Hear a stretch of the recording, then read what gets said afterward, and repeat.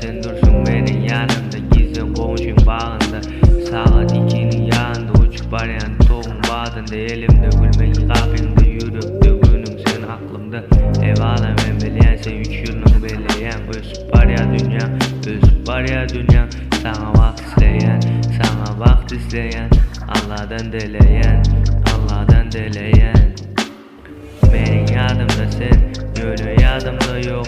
Sana talim yok, hiç kimden gelen yok. Her günüm mezek, desin yüreğim o.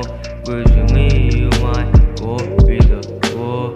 Benim yadımda sen, yönü yadımda yok. Sana talim yok, hiç kimden gelen yok. Her günüm mezek, desin yüreğime.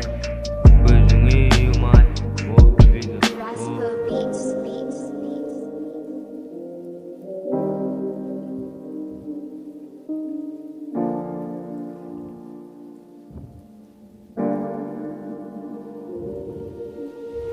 Ayrıldık diyorlar, geçti yıllar ollar. Men köpüğü yazmıştım yöne, senin söygün men gülüm koran. Koy sen yanımda bolma, baklı olsun ha böyle. Yürek şaklıktan dolu, taşımda duman kellemde soru. Bu dünyada bağım sen yarindi, kim bilir mağam sen söygünü. Bilemedim var mı yanımda biri, eşit olmak bağımı çıngır. Bugün dünya kemenki, örk bola bize vakti. Kaçan bolyan seninki, kaçan bolyan benimki.